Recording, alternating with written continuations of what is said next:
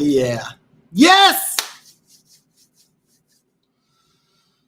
Tuesday night. What a great week of football. Man, I got a lot to go over. Of course, any questions that you have, I'm ready to answer here. If you are new to the channel, here's how it works. If you have a question, I have an answer, and I answer you live. And anything goes on the live stream. Basically, I'm going to go ahead and talk about I'm actually going to kick this off. Whoops, I apologize here. I'm double checking to make sure I'm good on Twitter, Facebook, and on YouTube. So, One Pride 40, man. Yes. I went back and so it's kind of funny. So I'm watching the games, One Pride, and I remember you and Funk both told me that Williams was going to play. So on the ticker it says JAMA Williams, and I'm like, I don't remember, and I wasn't thinking Jameson would be JAMI. So I thought the rookie got the touchdown instead of Jamal. So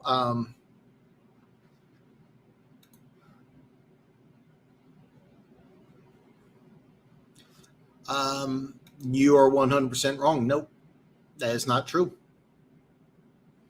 Oh, wait a minute. The Vikings are okay. Yeah, no, the Lions are favored. The Lions are now a 2-point favorite, and there's been a lot of action and volatility on that game. But anyway, so I went to the red zone because I wanted to see what was going on, and apparently, you guys told me he played. I went back, checked the box score, but yeah.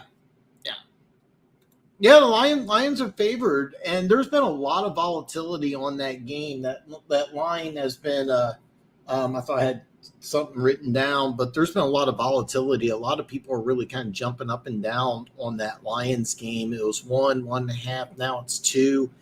I believe it was 50, 52, 52 and a half, 53. Am I surprised? Yes, big time. Big time surprised. And the reason why is I think a lot of people, I really thought a lot of people would be more amped up about the Vikings. Nothing against the Lions, but I thought that people would be looking at the Vikings and saying, hey, this is a possible Super Bowl team, and people aren't saying that. It's very rare when you have a 10-2 team that travels to a 5-7 team. That 5-7 team is favored. It's very, very unusual. Very, very unusual. 5-7, even though they've won 4 out of the last 5, is still 5-7 when the Vikings are 10-2. I'll be honest.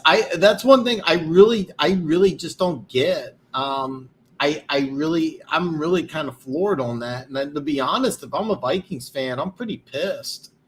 There really shouldn't be a reason. I honestly, I would flip it. I think the Vikings should be favored. Not the answer you want to hear, I know, and I know that I'm going to make my Lions fans a little upset, but I think the Vikings. I think the Vikings really should be favored. So a lot of their dubs are fluky. The Vikings have only lost 2 games. Oh, a lot of their dubs, a lot of their wins are fluky. They still got them. I mean, I don't agree with that at all. I think that's it wouldn't surprise me if the Lions win. Actually, to tell you the truth, I would be kind of surprised if the Lions win. I'm kind of lying to you here. I think the Vikings should be favored in this game. No disrespect to the Lions. I know you're going to take it that way. You're going to take it like I'm not giving you guys any credit, but you really shouldn't be a 2-point favorite against a 10-2 team. You just shouldn't. I don't get it. And what the weird thing is that a lot of money is going towards the Viking or the Lions. It's a very weird time because I don't remember a time where the media and the press and the odds makers were really all over the Lions, and this week they are, and they shouldn't be favored over a 10-2 team. The Vikings are a legitimate Super Bowl contender, and I mean, don't get me wrong, mathematically they're in the playoff hunt, but not really. I mean, you're not a playoff team. I I get it. So, had the Vikes beat any teams they dominated, but the Lions dominated teams though.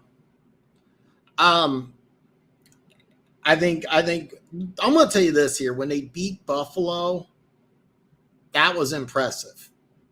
I mean, when they beat Buffalo, I mean, they were down 27-10 in Buffalo. And they won that game. That was impressive. I know the next week they came back and just dropped the bomb on at home against Dallas, but I mean, then they came back and beat New England, which is pretty impressive. So, I mean, to me, the Vikings are a legitimate Super Bowl team. The Lions aren't really a playoff contender. I mean, mathematically, if they run the table, they have a good chance and get a wild card. But I mean, the Vikings are going to win this division before Thanksgiving. So, I mean, if I was doing odds on this game, I would probably have the Vikings as a 2-point favorite. So, man, Jimmy, how's it going there, Jimmy, man?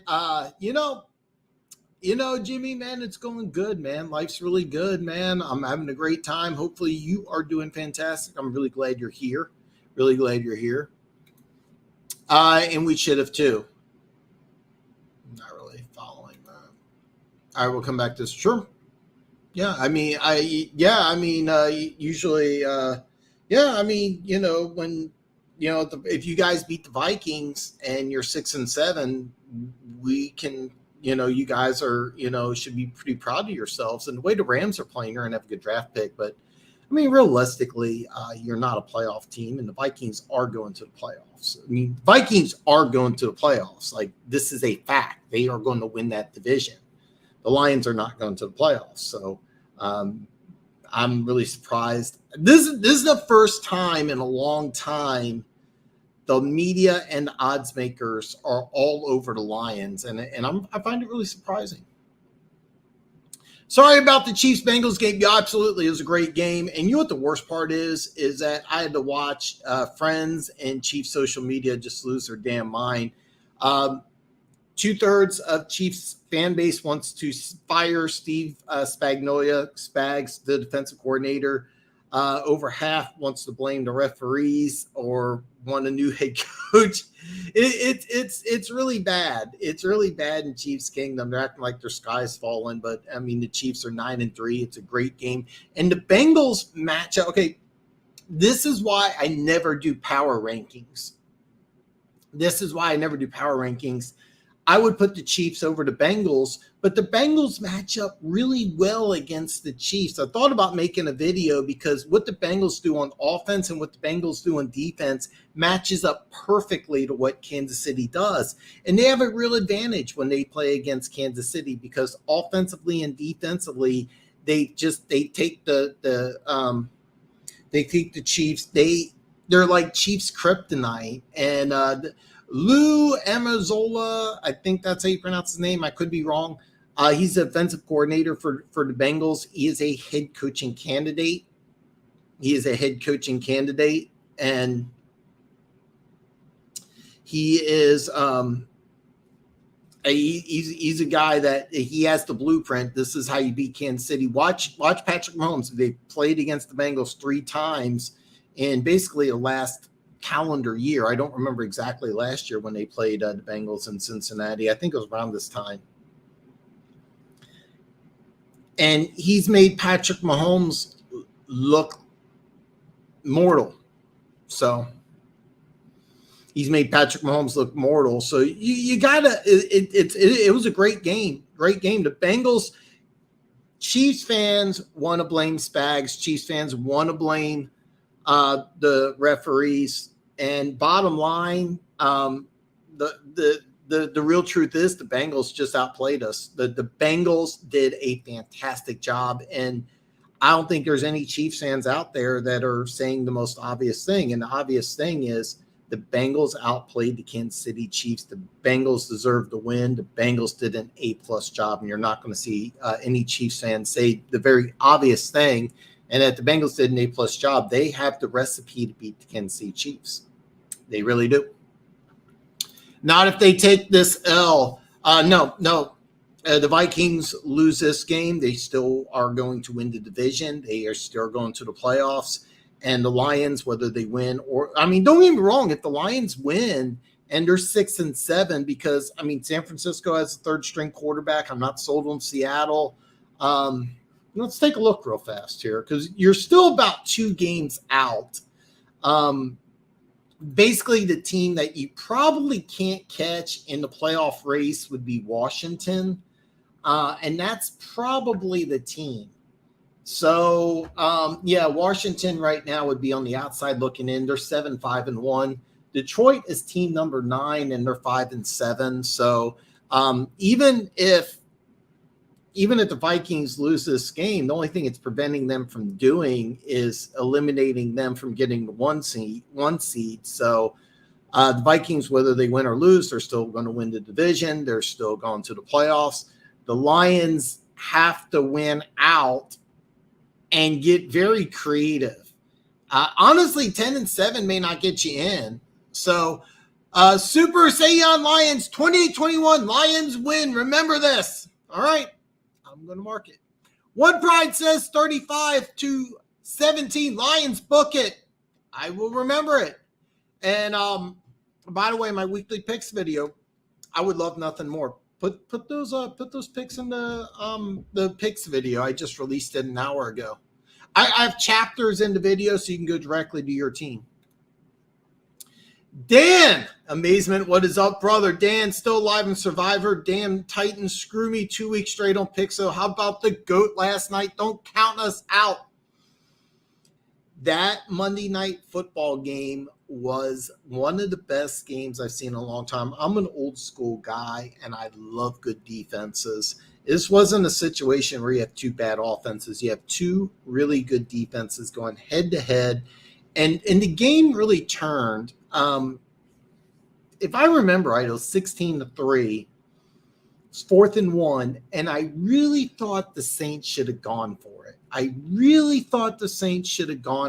And instead they punted. They wanted to play field position because of the way things were going, and Brady just goes back and just dink, and it's 16-10. And when it was 16-10, I remember thinking to myself, man, I think they're going to win this game. I know they scored 1 touchdown. I'm trying to remember here, but almost all their points came off of turnovers. I mean, the Saints played phenomenal. That's a good team. Believe it or not, I know they're 4-9, but that's a pretty good team.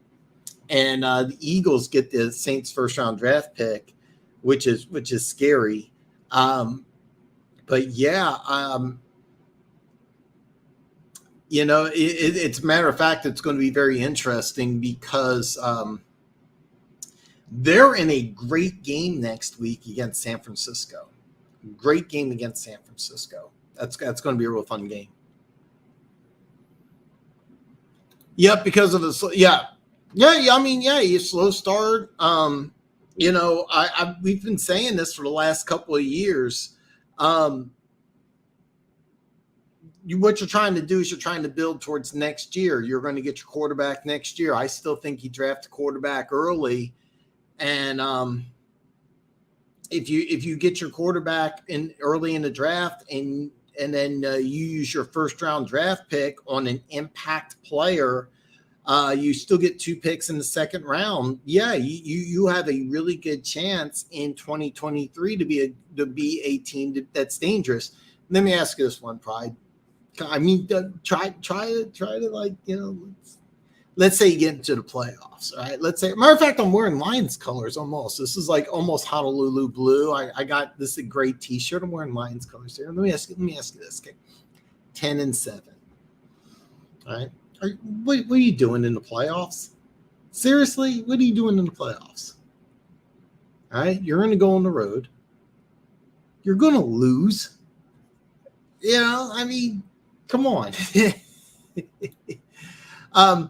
If they lose just one, so much has to happen. The Lions are basically out of the playoffs, but the way they've been playing, if I'm a Lions fan, I'm really excited. I get Jameson Williams back. I get 2 second-round draft picks. I got what is right now. What is your pick? Is it the number 2 pick in the draft right now? Is it the number 2 or number 3 pick in the draft from the Rams? I mean, you can get your stud quarterback. You can get the guy that you want, and then you still get a first-round draft pick. The future is very bright for the Lions, but it's still the future.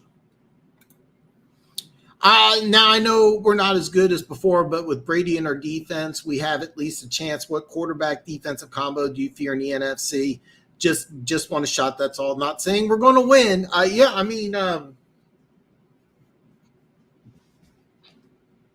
The team that's scary in the NFC before Garoppolo's injury, we didn't even talk about Garoppolo's injury yet, was really San Francisco, because you have a top 10 running back, you have a top 10 receiver, a top 10 tight end. If you want to say top 5, sure, we can say top 5. I would say definitely top 10. All right, so let's just say top 10. Jimmy Garoppolo is better than Trey Lance. Is the ceiling higher with Trey Lance? Can Trey Lance do more athletically? Sure.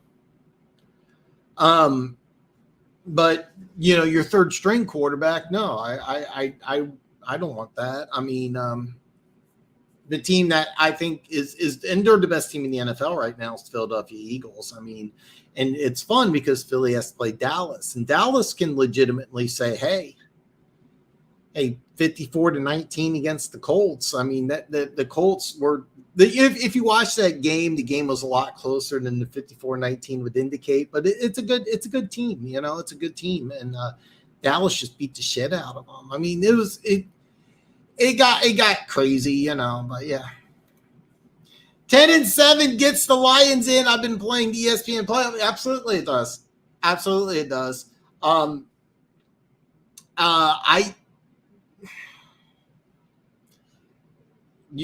Do you really think you're going to win 5 straight? Gotta think Amon-Ra's a beast, man. Amon-Ra is a beast. He really is. With the Giants and Washington tie, it's now basically 3 teams for 2 wild card spots. Washington Giants and Seattle tie actually helped the Giants. You're 100% right. And what's really weird about the Giants is their schedule. So here's the deal. Giants play Washington at home. Then they play Philly. Then they play Washington again. Washington has a bye this week. So they go Giants, bye, Washington. I'm sorry. Washington plays Giants, bye, Giants. Okay, I'm sorry. But you got where I'm saying. So it was really kind of the schedule makers were kind of given kind of an FU to the Giants because you play them at home. Then you play Philly, and then you play Washington, where Washington plays the Giants. Then they get a bye. Then they host the Giants. But yeah, it big times helps the Giants because they're still a game ahead. To be honest, they're probably going to have this. Let me see here. They're probably. I mean, look, Philly's 11-1. The Giants are 7-4-1. So more than likely, the Giants and Washington next week will both be 7-5-1. So yeah.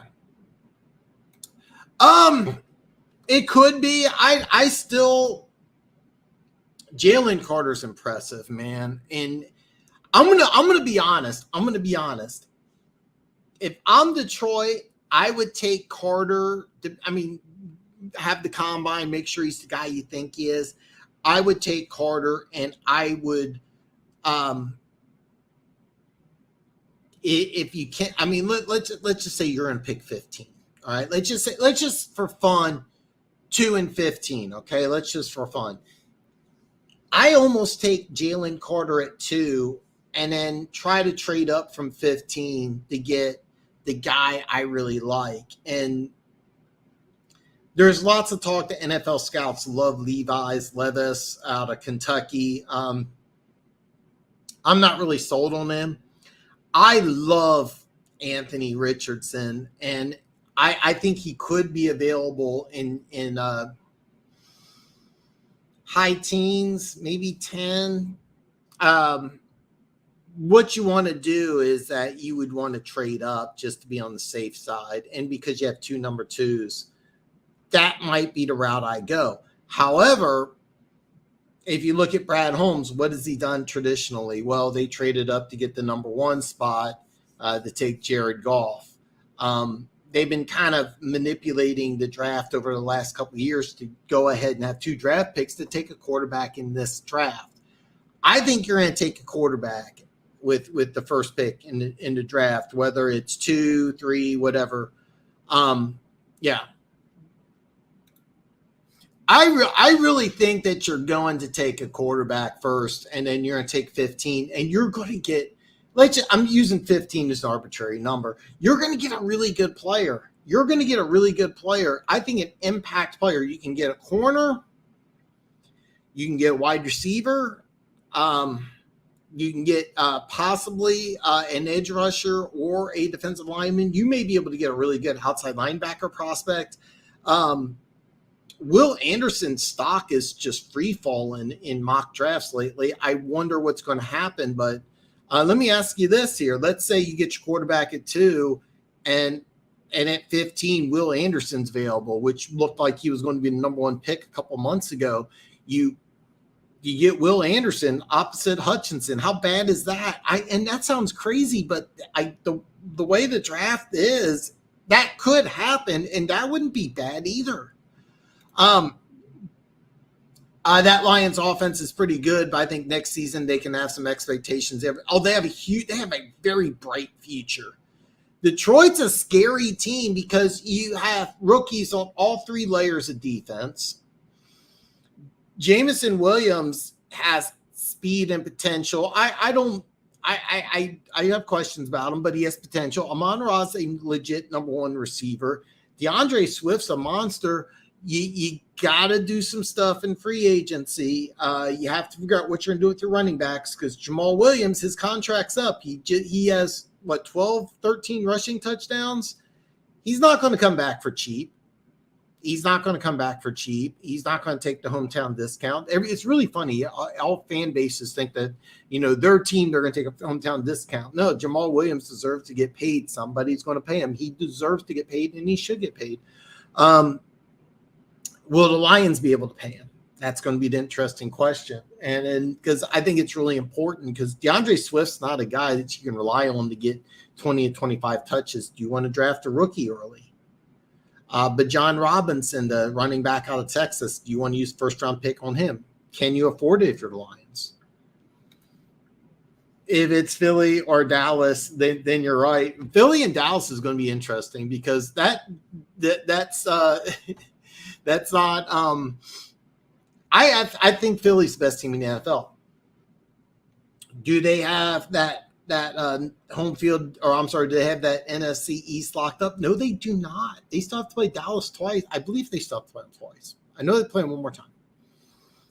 Yeah, it was the Niners until Jimmy got hurt. He may return, possibly return. I saw too. That's good for him because this made Jimmy's last chance to start for a really good team. Yeah, I was going to start. I just went right into comments, and that's like kind of my favorite thing to do is just interact with you guys and answer comments. I was going to talk about college football.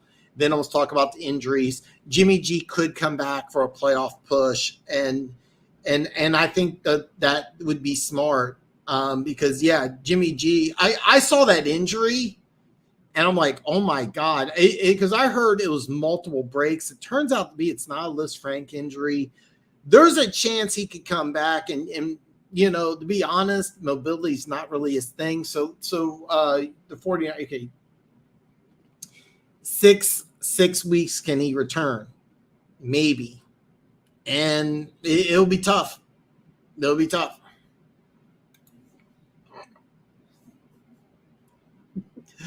Super Saiyan Lions, Dallas will do what they always do, choke when it matters. The one thing about Dallas I will say is that they have the things that work in the playoffs, but I do agree with you. They choked last year in the playoffs. They had the more talented team. They didn't get it done. I'm not sure I really want to count on McCarthy in the playoffs. But the one thing I will say about Dallas, and you have a comment. I'm looking at the opposite.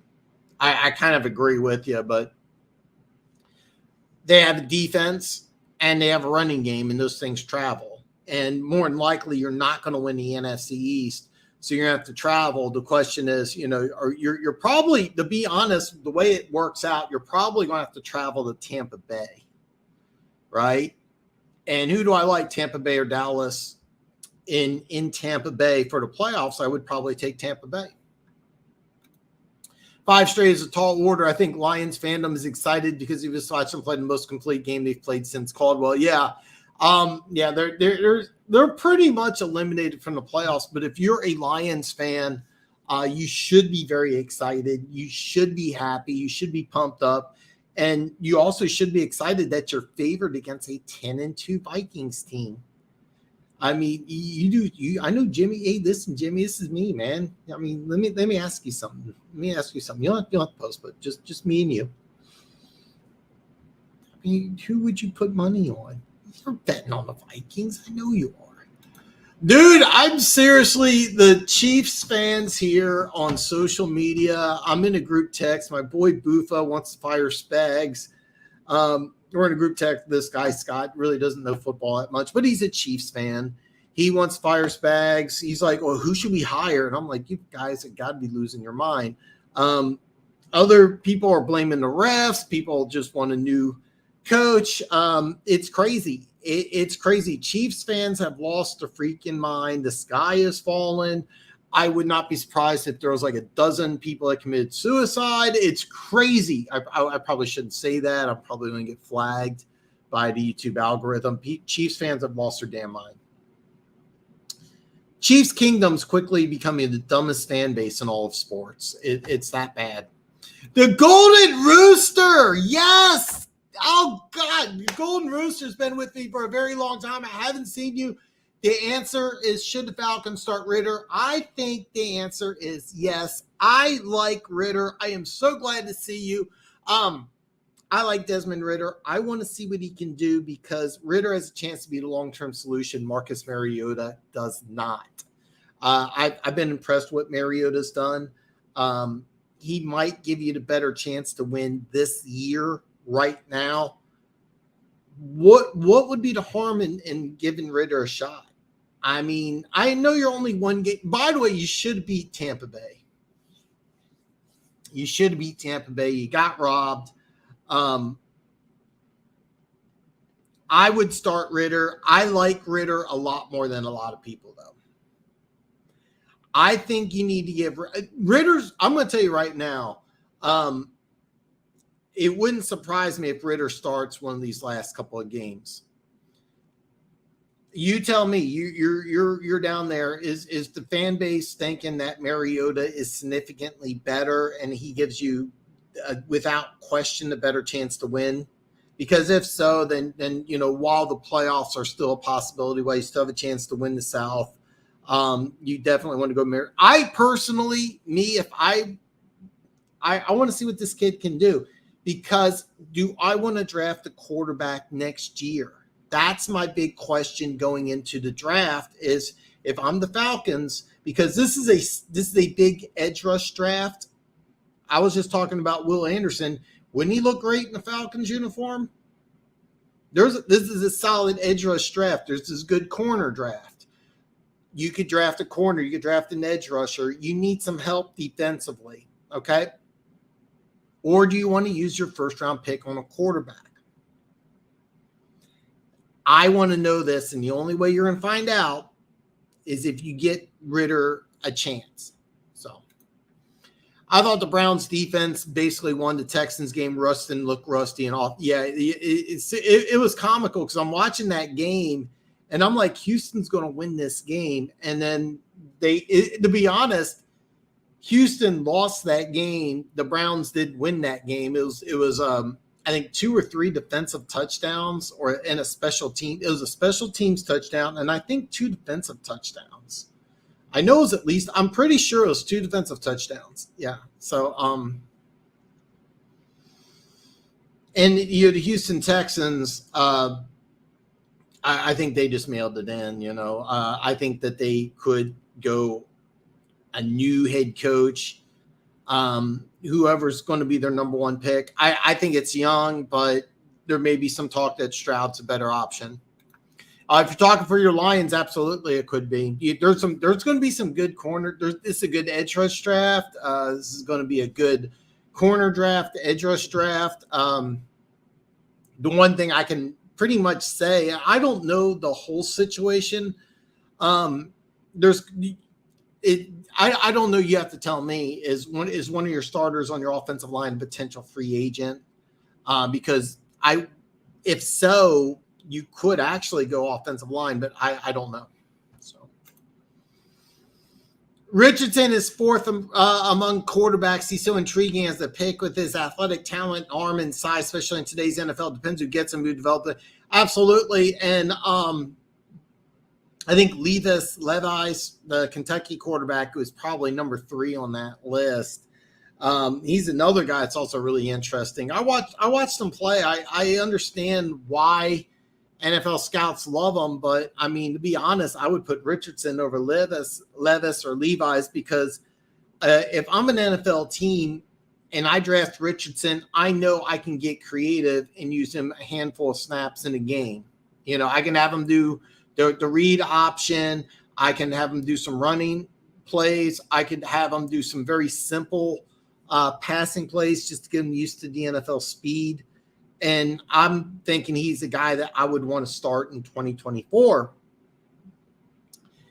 That's when it comes to quarterbacks, so many external factors factor into his development more than anything else. He would have to go to a right team. And that's true about any quarterback. I'm really interested to see where he goes, because this is a guy I really think could be creative. I mean, he could go top 8, maybe higher. That's kind of like where I'm seeing. He could also go, I think, later in the first round. I mean, is there a team picking late in the first round that he could go to? I mean, what if he goes to somewhere like Washington? That would be an interesting place. He could go to the Giants. I would love to see him with the Giants. That'd be a lot of fun. When if Tampa Bay takes him and Brady wants to come back, that would kind of be like the perfect situation. But that would be scary. Love it. Are you talking about corner? Corner, best O-line in the league, one of the best. I don't know if I would call him the best, but it's damn good, man. Damn good. Are you talking Will Anderson? I'm already behind on the comments, so. I actually think they could be a surprise team next season, especially in the North Division. Vikings can be a one-year wonder. Packers are a mess. Bears have quite. Yeah, seriously, next year if the Lions win the division, I want all you Lions fans to come on in, because I could see that. I seriously, the Lions are a team in that NFC North. I don't know what the Vikings are going to do. Green Bay looks like a disaster. Chicago has to they have a lot of stuff they got fixed. They got the quarterback. They got to fix the offensive line. They need to add some skill position talent. They got to totally redo their defense. The Lions are like, hey, look, we got a wide receiver. We got an offensive line. We got Swift. We got some good young players on defense. Yeah, we're in good shape. And the best part about the Lions is they have a lot of draft capital. They have a very high first-round draft pick, thanks to the Rams. They have their own first-round draft pick. They have a second-round draft pick for Hawkinson, the Vikings second-round pick. It's going to be a low second-round pick, but who cares? And then they have their own second-round draft pick. You could potentially have 3 or 4 starters added to that team that's ending the season on a good note.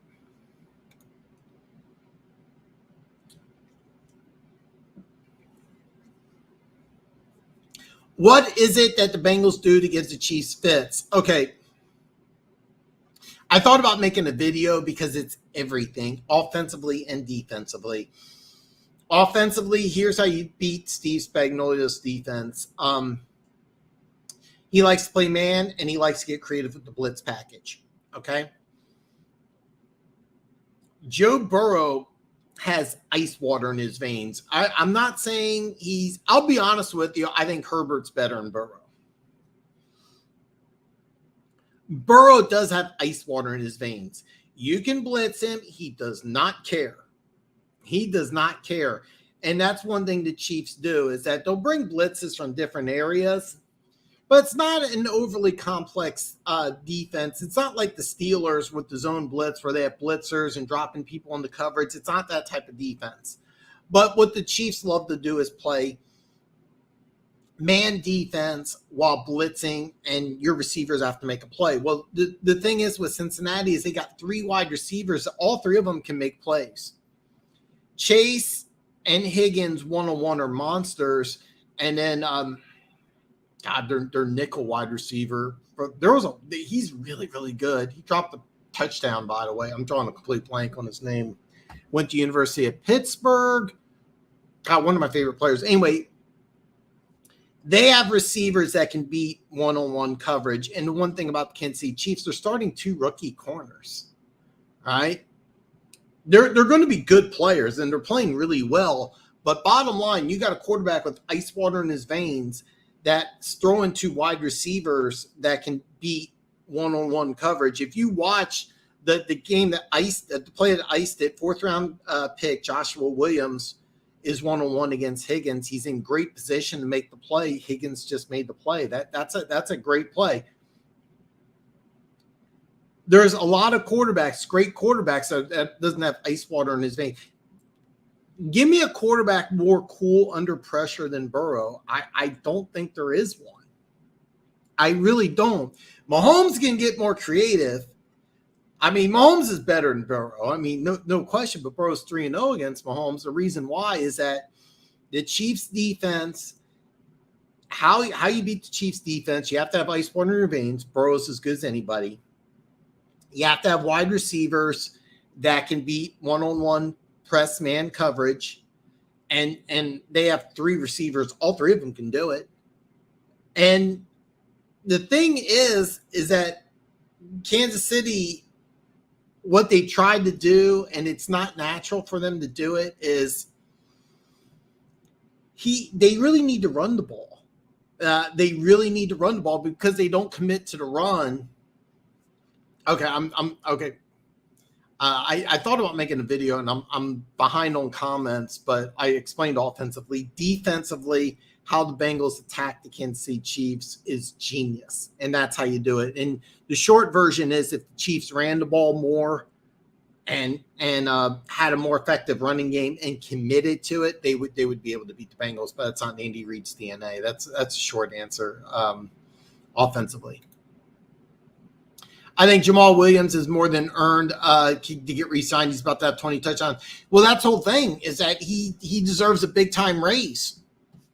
He deserves a big time raise. And if you're the Lions, do you want to give him the money or do you let him walk? Because it's popular to take a running back and say, hey, we're going to let you walk. And that's like the one position in the NFL that you can kind of have a revolving door around, that you feel like you can just bring somebody in. If I'm the Lions, I sign him, but he's not going to come cheap, and he deserves the money.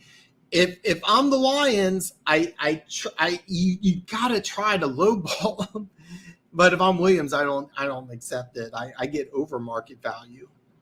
And that's going to be – there are so many things this offseason, so many great stories. Jamal Williams getting re-signed by the Lions is a big one that's very underrated. Hutch may win Defensive Rookie of the Year with Walker. I think I would put Hutch as the Defensive Rookie of the Year. Just right off the top of my head, Sauce Sauce Gardner might actually be a better player, but with the transformation, I mean, both teams really transform. Pass rusher right now is a more glamorous position than edge rusher. It'll be interesting. I would probably I think Sauce Gardner's a better player. Like if we're playing on the playground, and you remember, I don't know, you're younger than I am, so maybe you didn't do this. So when I was a kid on recess, everybody line up against the wall and you just pick guys, right? If we're doing that, I'm taking Sauce Gardner before I'm taking Hutchinson. All right. But does Hutchinson win that award? Wouldn't surprise me. Wouldn't surprise me. And he would deserve it. What do you think is the Ravens' issue? Will the injury hurt? You know what? Okay. The injury and that weird tweet he sent out that I kind of want to get into it. Normally social media, but you're trying for a new contract and you blow up on one of the fans and you tell them the sucker, or he called him a dick sucker. It was a bunch of homophobic stuff, which I really don't have too much of a problem. When I first saw the tweet, I thought it was a fan account. Turned out to be Lamar Jackson owned up to it and apologized. And it's like, dude, you're trying for a new contract. You're trying to be the face of a franchise. You can't tweet stuff like that out. You cannot do stuff like that. And then on top of that, now you have the injury. I've been saying this for a while. If I'm the Ravens, I take a look at Anthony Richardson. I take a look at Will Levis. Do you want to? I'm taking the top names here, but do I just want to take a rookie quarterback and say, hey, look, I can get 80 to 85% of what I can from Lamar Jackson. I got this good defense. I got some good running backs. I don't want to pay Lamar Jackson all this money. Can I just get 80, 85%, build up the rest of my team and be dominant? The injury absolutely hurts Lamar's chances. Lamar, that weird tweet, the fact that Lamar Jackson hasn't gotten it done in the playoffs, because Lamar Jackson wants the $50 to $60 million a year. And, I don't know. Personally, I do think the Ravens and Lamar get it done. If it's the money that Lamar wants, I think it really hurts the Ravens, because once you give that quarterback all that money, you subtract from other places from the team. And Lamar hasn't shown that he can get it done in the playoffs. So it's tough. It's a conspiracy because no team right now wants to play the Lions. The Lions are playing good. I mean, let's get it wrong, but what's the conspiracy? It's really weird because they're favored against a 10-2 team. That's kind of fucked up, man. I mean, it really is. It really is. I mean, what's the conspiracy? Honestly, I'm not sure. The Lions have covered a lot of spreads. They have also been underdogs on most of those games. I'll cop out and say smart money bets to over and avoid the spread altogether. To tell you the truth, it's funny. I like the under. I know both teams can put up points, but it's 53, and I think it's climbing. I think it was like 52 and a half. Hold on here. It's 53. I would probably take the under, to be honest. I mean, 27-24 is 51.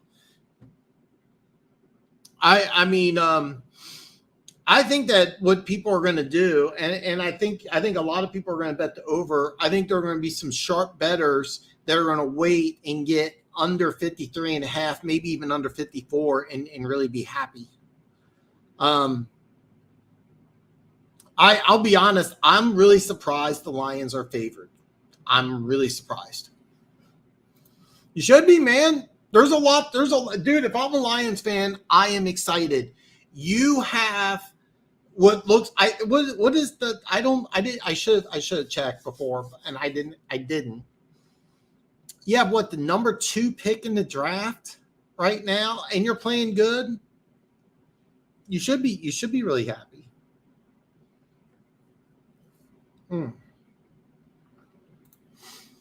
I will say, regardless of the current streak, even their worst season, Lions have always played the Vikings tough, especially at home. I think it's going to be a great game.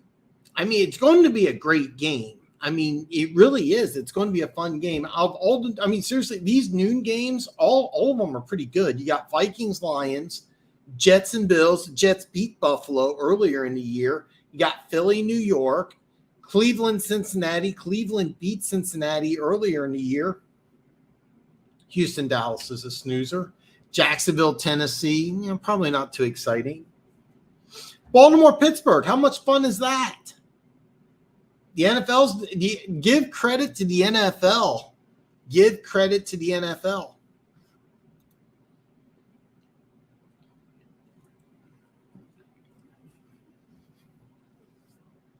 Okay, as much as they're getting on my nerves, I may go Titans over Jags on my survivor pick. Makes me nervous, but they should bounce back after 2 straight losses.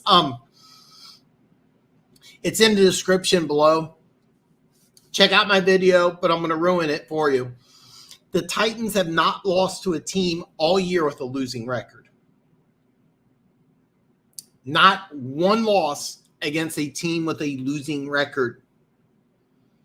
So I like the Titans too.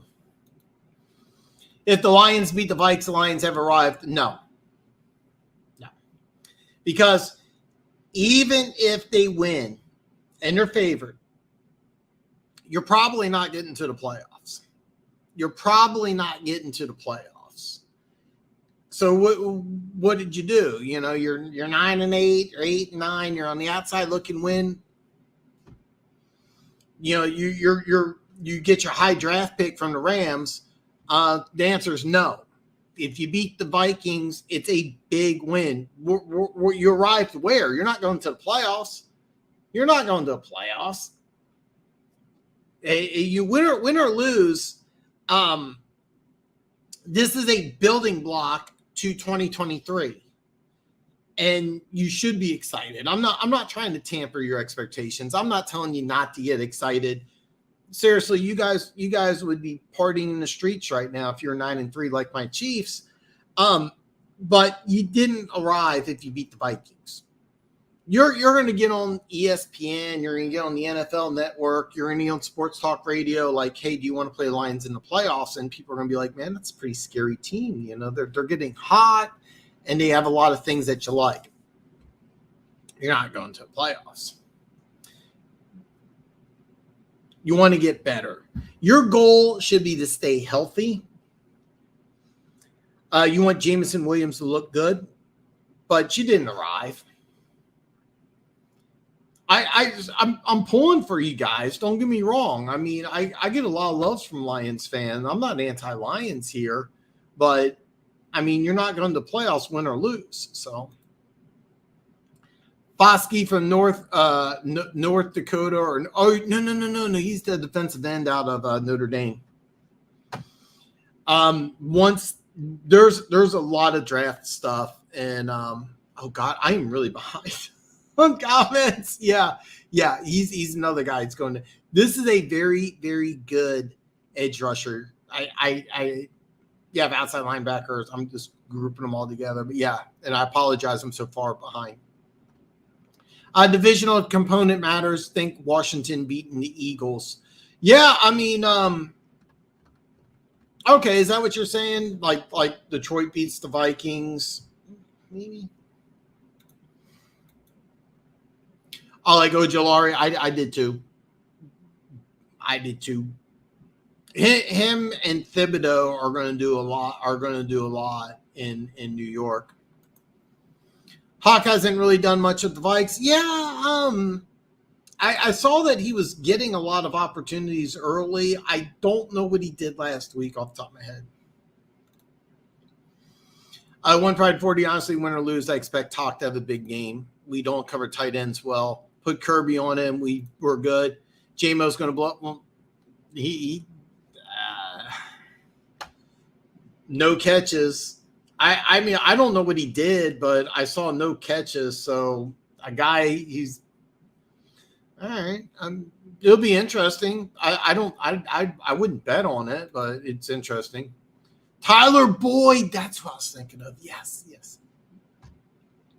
I agree. Herbert is naturally a better gifted quarterback than Burrow. Burrow has that thing you can't coach and that moxie. Do you think Herbert needs an offensive head coach to win, or does it matter? It does matter. It does matter. Quarterback needs more external things than any other position. And I think Herbert does have the moxie, and he has some things that you can't coach, but I don't think he's got the right guy. The offensive line's been in shambles, so Cincinnati's.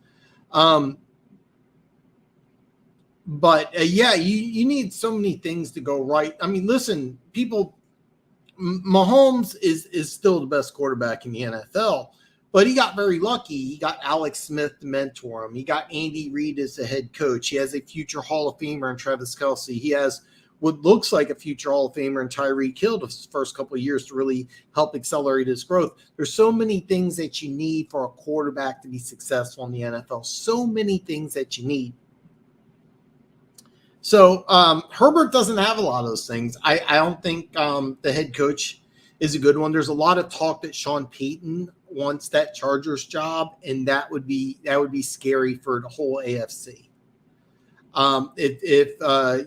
Matter of fact, it wouldn't surprise me. It wouldn't. I don't think it'd happen overnight. People would bet on it overnight, but you could have Herbert. It wouldn't surprise me if sometime during his career he gets an MVP over Mahomes. There's an interesting topic. I'm going to try to get to. I'm behind on comments. I'm going to try to get to them all. Should Herbert and Mahomes be a rivalry? And I think it's yes, even though I think it's five wins to 1. Mahomes has 5. And people think that, is it a rivalry because Burrow is 0-3 against Mahomes? The answer is yes. But just like against Herbert, or Mahomes is dominant, just like against Burrow, Burrow's dominant. And by the way, it's not just quarterback play. I mean, the wins are traditionally given to the quarterback. It's not really right. It's not really fair. It's just how it is. Herbert's really good, folks. Herbert's really good. And I don't think he gets the credit he deserves. He's on a team that's not going to win. They're always overhyped. You have that West Coast bias. But if Sean Payton goes to the Chargers, that would really scare me. And it may take a year or two. But once they get ramped up, it wouldn't surprise me if Herbert wins an MVP. By the way, Burrow is an MVP candidate. He is an MVP candidate. I still say Mahomes will win it. He's still I'm lying to you. Jalen Hurts is now my MVP. So I wanted to kind of talk about the MVP race a little differently, but right now it's Jalen Hurts. Now, could it go back to Mahomes? Sure. Burrow has now entered that race as well. Slasher, what is up? Big win against the Titans. Big win. My man's been a good week. Birthday was just on Sunday. Big wins, Eagles Saturday. Yeah. Big win. Big game against the Giants. Big game against the Giants. If Williams leaves, he'll never have this type of season again unless he signs the Eagles, maybe Ravens. It'll be interesting where he goes. He may be a bust because he may get signed for big time money, and he may never have this type of season. You have to realize that. I mean, there's you know this. Detroit has a really good offensive line. He's also got DeAndre Swift to take some of the pressure off. He may go to a team that doesn't have a good offensive line, and he's labeled as a bust, but he's got to make some money, and I think this is the contract he tries to go. This is a money contract, and that's just how it works. If I'm a Lions fan, I really want to see Williams back in Detroit. And I think that would be like the best case situation for both parties, but Williams probably going to ask for a lot of money, and we'll have to see if there's a team out there that wants to pay him. Why did Rams sign Baker? They have zero chance at the playoffs. This team's going to have to unload some talent with their cap. Is there a question with Stafford future or something? Okay, Stafford is on IR. John Wolford, or backup quarterbacks, also banged up. They went with an undrafted rookie free agent. He is their third. He's their third string quarterback. So bringing in Baker Mayfield for the remaining 4 or 5 weeks of the season. Is there a chance that you want to consider Baker going forward? Absolutely. But that's the reason why you're on your third string quarterback. You have a guy with NFL starting experience. You bring him in, and you may have something with Baker. I mean, LA may be a great chance for him to get his career on track. Weren't you saying Holmes should be fired? Yeah, absolutely. And I'm not going to back down from that. And I'm not going to say that I was wrong. I mean, look, you're 1-7. What was it? 1-7-1. What was it? You were 1-6. Yeah, at 1-6. If you were to win 3 or 4 games, then yeah, you won 4 out of 5. You did a great job. I mean, enjoy it. I mean, enjoy it and revel in it. But yeah, 1-6. Yeah. Hey, girl TV. Oh, I am so happy to see you. She says, "Oh my God, hey, nice, sexy girl. Damn." It's so good to see you. I am glad. I don't want to get in your personal stuff, but I'm glad to see you. Let's just say that. That's true. It's how Parcells build.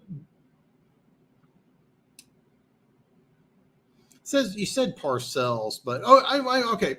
Built a good team around Brady for so long. Brady was able to play with an average line, build their defense up. They didn't need elite linemen. Yeah, there's a lot of things in I'm behind on comments, so I apologize for that. But yeah, there's so many external things that go on when you build a team. So, for example, take Kansas City. They gave $500 million to Patrick Mahomes. Travis Kelce gets I think $14.5 million. So what the drill is, they have 6 rookies on the defensive side of the ball. Frank Clark has $100 million.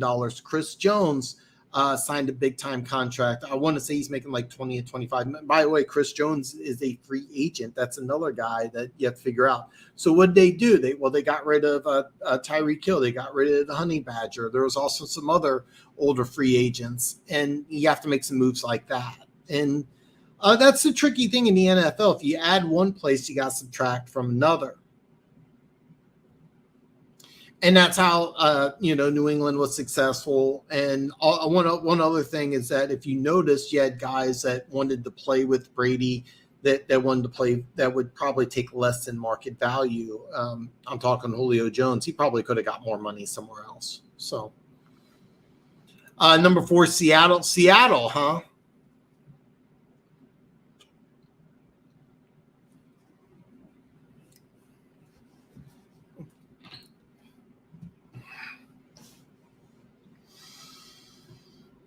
Oh, wow.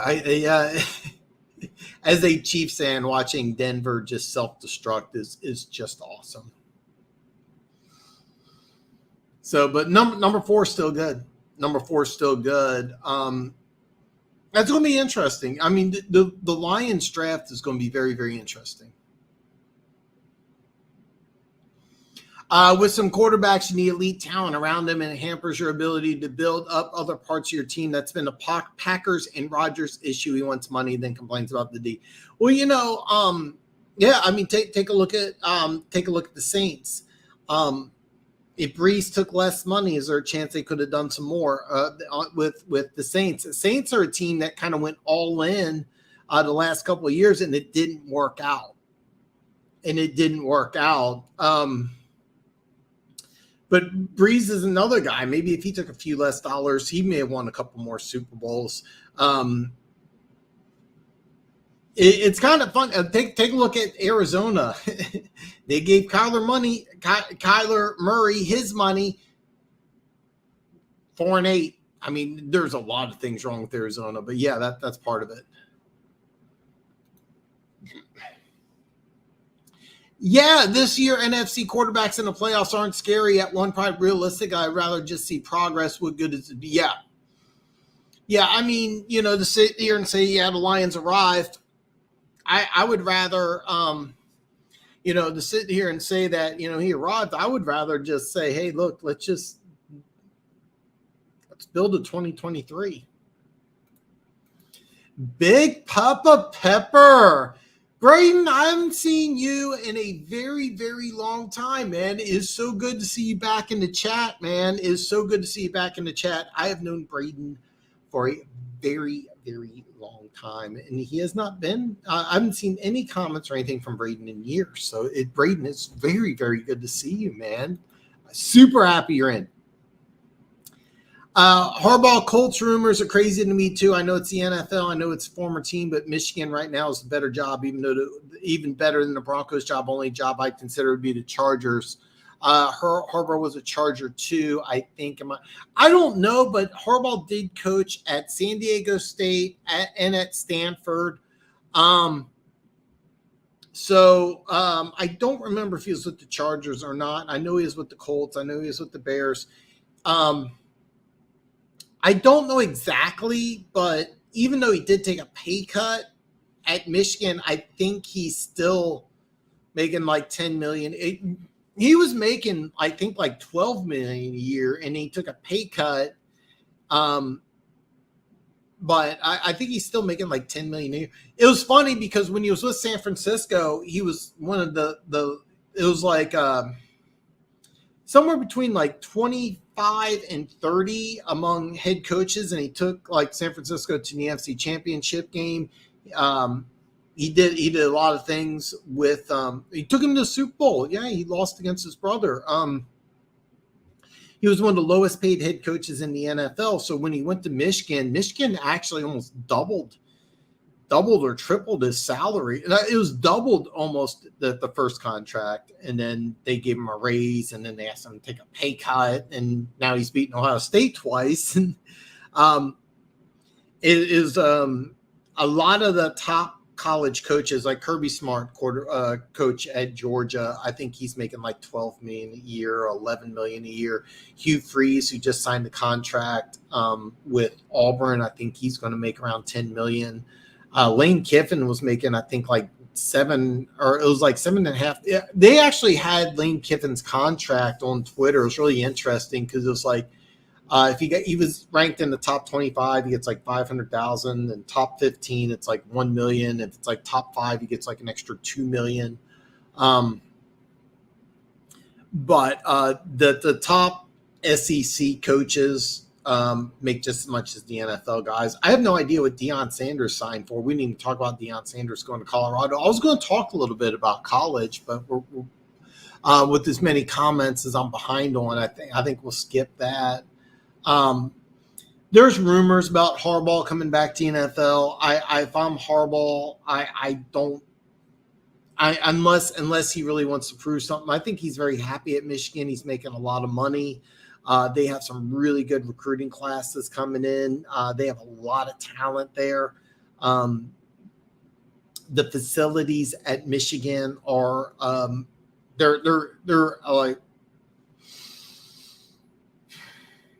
they're actually might be better than SEC facilities. The Michigan facilities are one of the top. Their facilities one of the top in the world. I mean, professional, amateur, worldwide. The Michigan facilities are off the chart good. Michigan has one of the top athletic programs in the country. So there's a lot to like about Michigan. I mean, there's certain coaches that want to come and give the NFL a shot, and I think he did it. He had a really bad experience. I mean, is there a team that would interest Harbaugh and give him player control and let him bring in players that he wants? Maybe. But if I'm Harbaugh, I stay in college. I mean, I take the money. I mean, Michigan has a really good program, and I'm not a Michigan fan. But their facilities are top notch. The program's top notch. They have a lot of talent there. They have a lot of talent coming back. I mean, I can argue Michigan might be better next year than they are this year. But yeah, I've heard this. So basically, there's rumors that Harbaugh is going to come to the NFL. I don't believe it. Is there a chance? Sure. I don't think so. Sean Payton is talking to NFL teams. He will come back into the NFL. Lou Asmarona, the Bengals defensive coordinator, especially after the job he did against Patrick Mahomes this Sunday, is really going to elevate his name. Pay attention to a guy's name that you've heard on this show quite a bit, Mike Kafka, former Chiefs quarterback coach, offensive coordinator with the New York Giants. This is going to be a big name that you're going to hear quite a bit on. Trying to think, DeMeco Ryans, the San Francisco 49ers defensive coordinator. That's going to be another name that you're going to hear a lot of. But what I'm worried about as a Chiefs fan is Sean Payton taking over with the Chargers and having that just turn around. That could be a lot of fun. I got my days. Yeah, I know what you mean. I gotcha. Easily a top 5 O-line. How many yards do you think Justin Jefferson will have on Sunday, Dan? Man, God, I have no idea. If I remember right, he had 7 catches, 45 yards, and 1 touchdown. I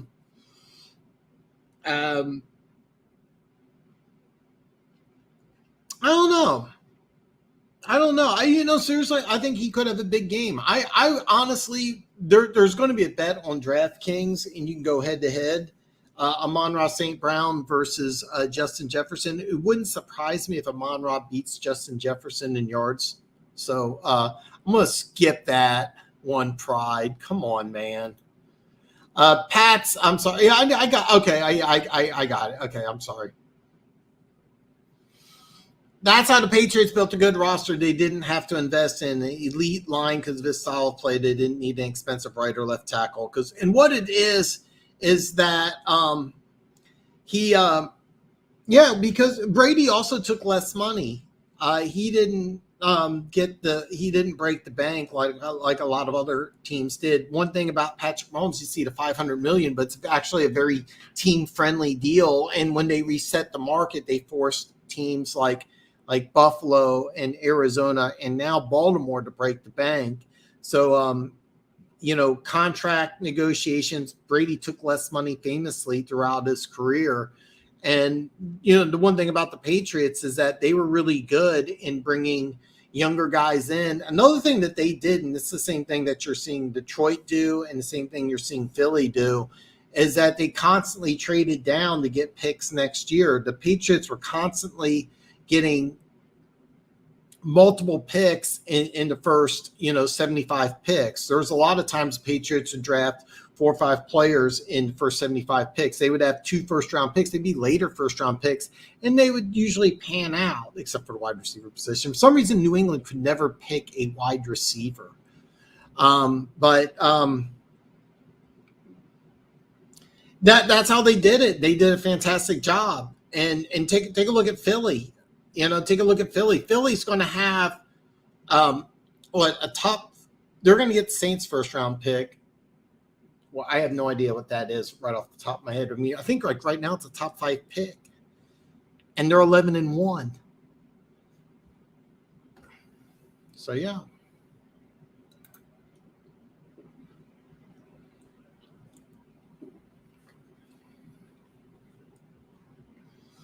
That's one matchup I really want to see because I'm really high on Okuda.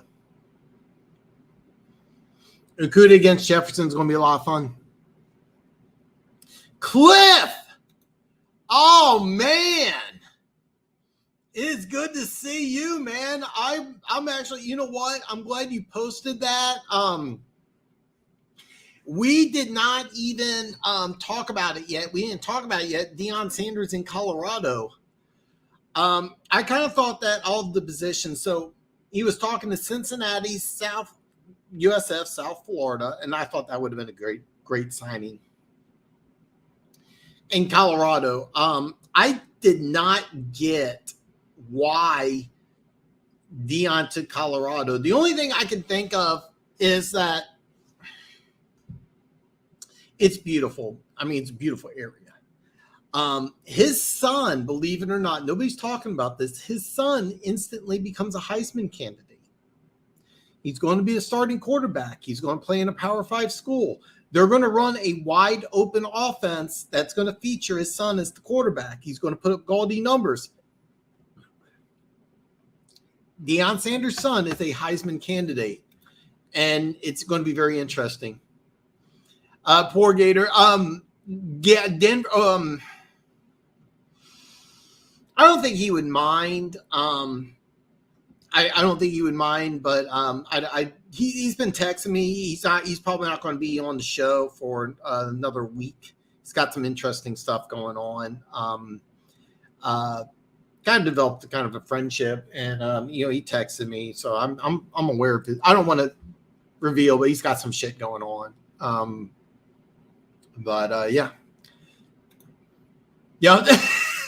Hey, listen, One Pride, stay drunk on the Kool-Aid. Enjoy this feeling. Enjoy this youtherism. And by the way, next year when you're 9-3 and you lose a game, don't be like Chiefs fans wanting to blame the referees and wanting to fire the defensive coordinator. Enjoy it. Enjoy it. I enjoy the Kool-Aid. You guys deserve it, because the one thing I love about Lions fans is that you guys are loyal to your team. You've been here for a couple years, right? You've been here with you're 3-13-1. You're still a Lions fan. Chiefs fans are falling off by the wayside after one loss. They're 9-3. So yeah. Hey girl TV, good to see ya, miss ya. One girl, by the way, after the show's over, feel free to post your channel in the comments below. And if you haven't followed Hey Girl TV, why are you not following my girl? Why are you not following my girl? I didn't know he signed Willie Taggart, and that is a phenomenal signing. Willie Taggart was the head coach at Oregon. He took over at Florida State because he used to play there. I think him and Deion actually played it in college together. I could be wrong. I knew he hired some coaches. I didn't know he signed Willie Taggart. That's a big one. And what they're doing is a really good job in bringing in coaches. And I saw a thing where he talked about Colorado. He just told the guys, hey, man, that transfer portal's open and you may want to take it because I'm bringing guys in who can play.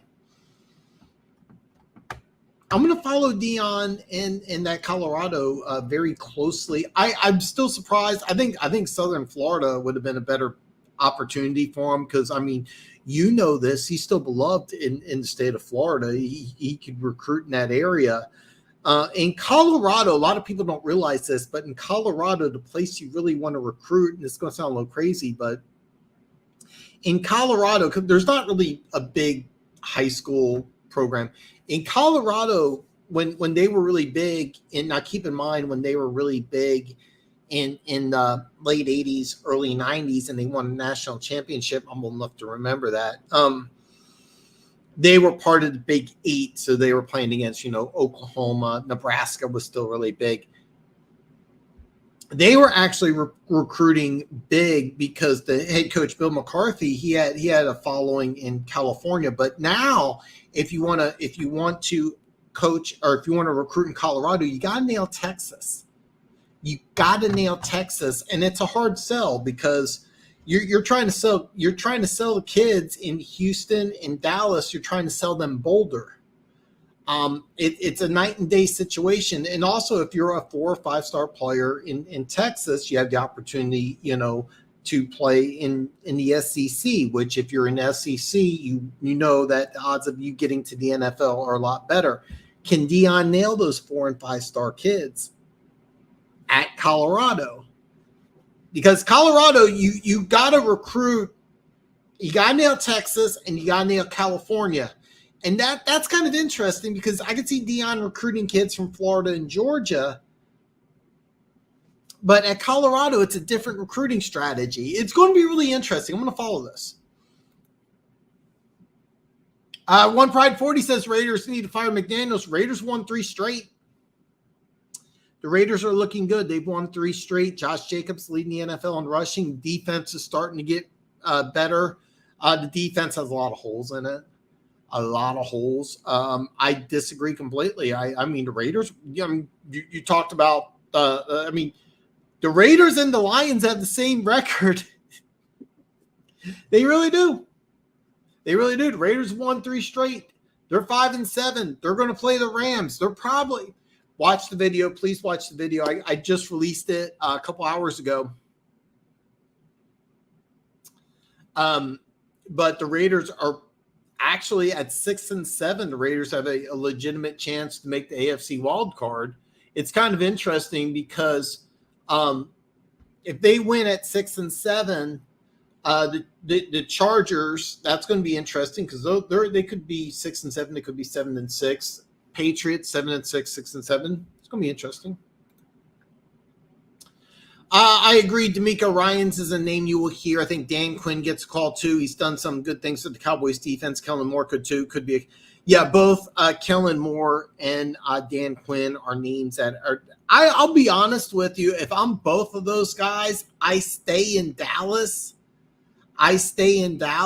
But if they really want to get out, here's why I stay in Dallas is that they're going to be paid well. The facilities in Dallas, it's a good area. And honestly, they both would have an opportunity to take over as head coach of the Cowboys. I know McCarthy, I'm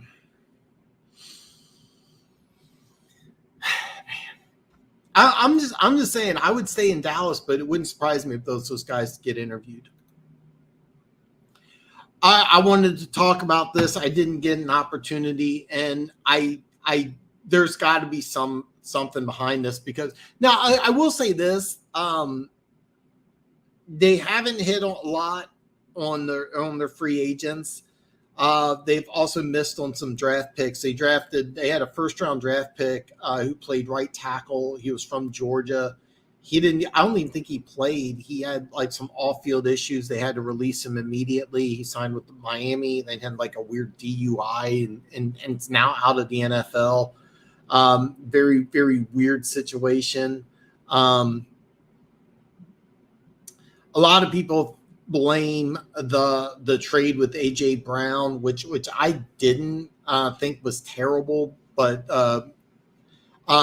I will say this: Mike Vrabel was adamant that he wanted to keep AJ Brown, and he loved AJ Brown. And when they traded him, he was mad, and it came right after the Eagles beat the crap out of Tennessee. I think there's got to be something behind the scenes. It may be something Vrabel, has been pushing for. It could be something. I don't want to speculate. I don't want to get banned by YouTube. But I'm really surprised. I was really surprised because I thought the Tennessee Titans were run pretty well. You got Malik Willis, who's a possible future quarterback in the 3rd round. I thought that was pretty solid. Treylon Burks is a guy I think that has the tools to be a number 1 wide receiver. Derrick Henry is still looking good. You've lost pieces on your offensive line every single year, but it's still intact and still not bad. I think that there's got to be more than just that trade. I'm thinking the Vrabel in situations interesting. So Cowboys are well coached. I've never been a fan of McCarthy. And I'll be honest with you, come playoff time right now, let me ask you this, Cliff. The way it's working right now in the playoffs, the Cowboys would go to Tampa Bay. Which team do you like in that game? Raiders should be better than their record as people are starting to see injuries has plagued their team and the defense has struggled at the time. They've certainly underperformed. They had a lot of issues defensively. Mike Mayock, who was the general manager under Gruden, made a lot of bad draft choices. Like every single first-round draft pick they had except for Josh Jacobs over the last 3 to 4 years has just been a disaster. And they also, by the way, at the beginning of the season, they had a chance to used a fifth-year option on Josh Jacobs. They declined it, and he's leading the NFL in rushing. And honestly, if the Raiders were a winning team, he would be an MVP candidate. But because the Raiders are 5-7, he's not. Lot of holes with the Raiders, but they were a team going into the year I really thought would be the number 2 team in the AFC West, and I had to kind of backtrack on it a little bit. Now it looks like it may happen anyway. So I've bet on the Lion. I bet the Lions a bunch. Did you bet on them this week? And are you surprised that they're favored against the 10-2 Vikings? I'd love to know. Deion could have had a better job. That's true. Wonder what he does in the Pac-12. How long does he stay with UCLA and USC leaving soon for the Big Ten? Wonder how it'll affect the conference. I was not aware. I know that the Big 12 is doing some crazy stuff. I saw UCF is joining the Big 12. I just found out about that. And then I'm trying to think of what else. I want to say Houston, and I know it's UCF. There's a few other teams that are joining the Big 12. It's kind of a weird conference now. I heard stories that BYU wants to join the Pac-12, and you have to sign 2 schools for it to be the Pac-12. I don't think you want to stay with 10, but that BYU wants to join. There's one other big school that wants to join. I'm drawing a blank on it, and I can't believe I can't think of who it is, but I'm not really sure, because those are the 2 biggest schools, to be honest with you, in the Pac-12. UCLA for basketball, USC of course for football. How do you replace those schools? I heard BYU is one of them. But I also really think that what this is I think it's a stepping stone. I think that he looked at the teams and he said, which team could I have my son come to? What gives him the best opportunity to win a Heisman? Because you're only going to have him for I think 2-3 years, right? Once his son's finished, then you take the SEC job, because there's going to be an SEC job opening. Saban's 67, 68. How long does he stay at Alabama? Hugh Freeze at Auburn. Is that going to work? I personally thought that Denver Gator hates us, but I was not a big fan of Billy Napier going to Florida. I think that they should have got a bigger name, and Deion Sanders to Florida in 2 or 3 years makes a lot of sense. Lane Kiffin's been a guy who doesn't, bounces around quite a bit. Maybe Ole Miss is available. If Jimbo Fisher doesn't win more games, is Texas A&M a position? I think Deion could recruit in Texas.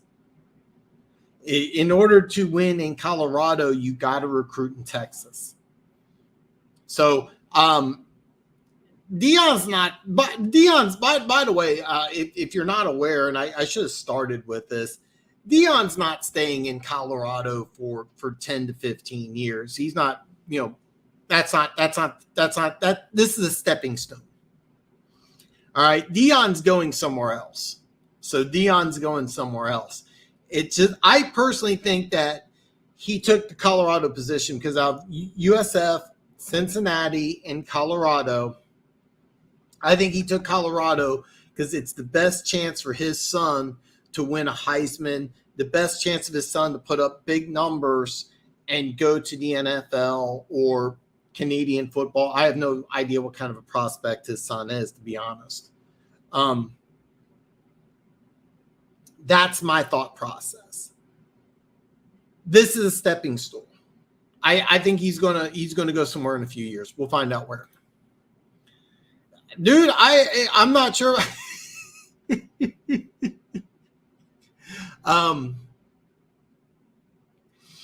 Dude, enjoy it, man. I want you to enjoy it. I didn't even realize that I'm wearing Lions colors.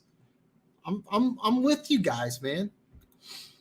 Facts. Actually, transfer portal is a big thing right now. Before you had to sit out, now you can play immediately. Plus, you can turn. Yeah, absolutely. And it'll be interesting. It'll be interesting. But I'm going to stand by it. Deion's not going to be in Colorado for a very long time. I mean, it's going to be a couple years. He's going to do some good things in Colorado. When I say good, 7-5 is a big difference in 1-11. But he's going to transfer some things around, but it's not a this isn't where he's going to spend the next 10, 15 years. Willie Taggart. So I didn't know that. I didn't know that at all. And I'm glad, Cliff, this is why I love having you on this show. This is why I love you joining the live stream, because I didn't know this. And one of the things that gets left out, because I do a lot of the talking, I really want you guys to give me information, because I was not aware of that. That's a big signing. Willie Taggart's an offensive mind. Willie Taggart's a very good coach. I didn't know his son.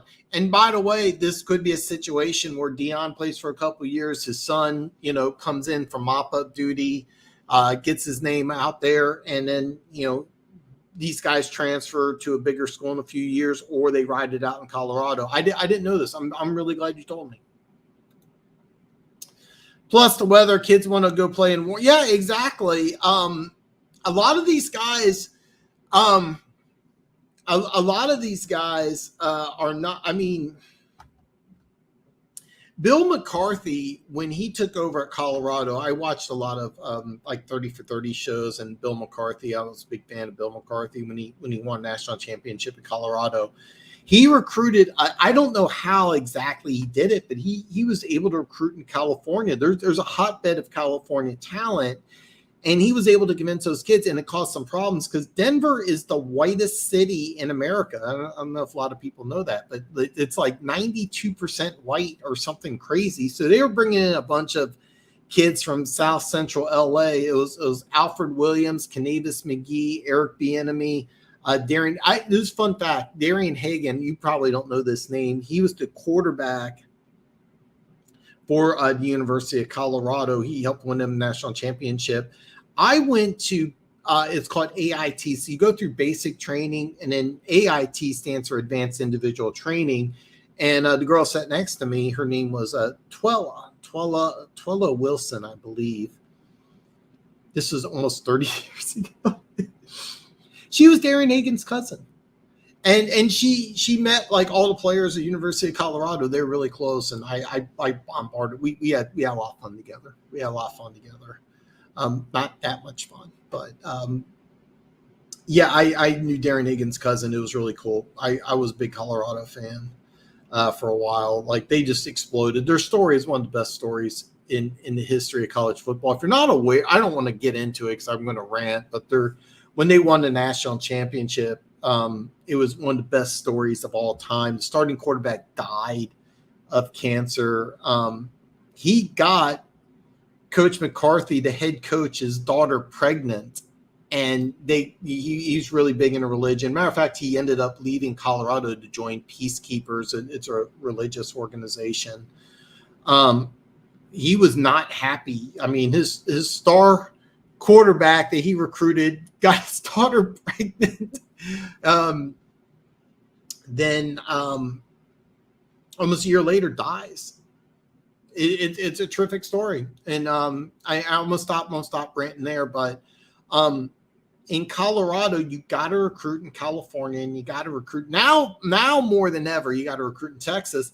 And how do you tell a kid from Austin or Houston or San Antonio or Dallas? How do you sell Denver? How do you sell Boulder, Colorado? And that's tough. A.J. Brown is really good. A.J. Brown's really good. Hurts is pretty damn good too.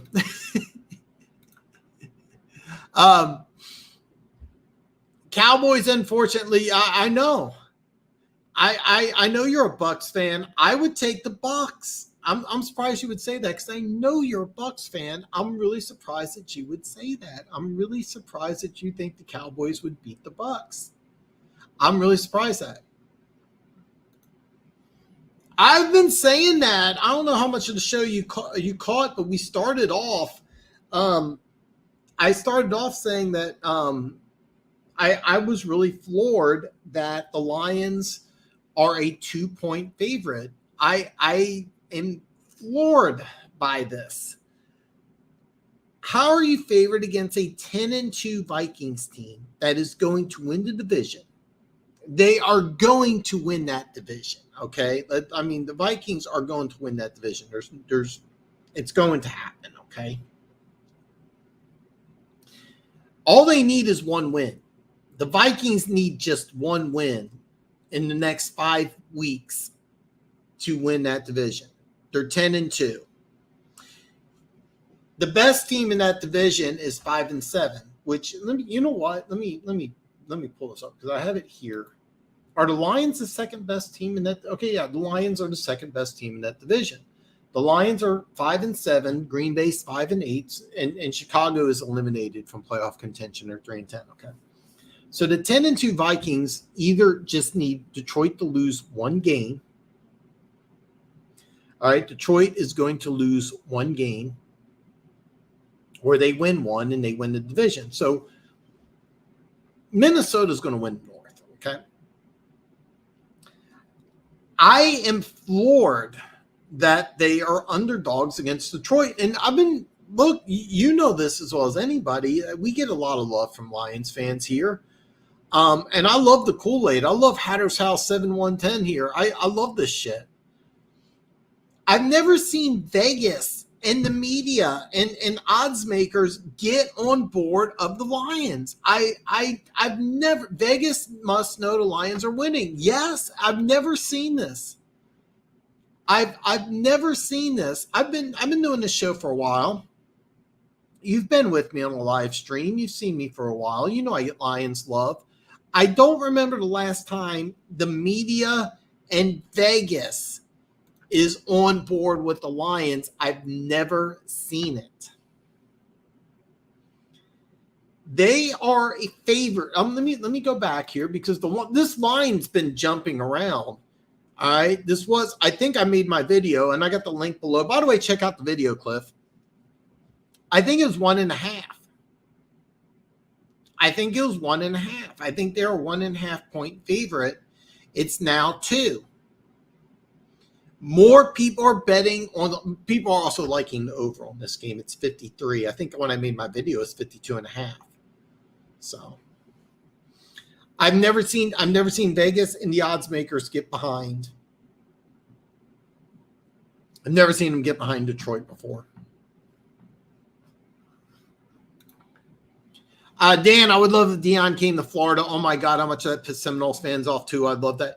I seriously, now me and Denver Gator, we actually talked a lot because when they hired Billy Napier, I was really against it. I was thinking, I'm Florida, I'm in the SEC, I'm one of the top 10 to 15 name programs in the country, and I don't know who Billy Napier is. Now, granted, I'm in the Midwest. And by the way, I did some checking. Like he's doing a great job recruiting at Florida. Like he's getting. I think Florida currently is like the 8th or 9th best recruiting class in the country. They have a guy. He's not a 5-star player, but he's a top 100 player coming in at quarterback. And I'm like, this guy looks good. They have John Kitna's kid. If you didn't see it, he was arrested on child pornography charges. I sent that to Denver Gator. That floored me because he came in against Florida State and then he was arrested a few days later. That's really a bad thing. That's a hard thing to get over. So he's recruiting well, but it's not a big name. And they aren't doing that good. I mean, I to me, I really thought that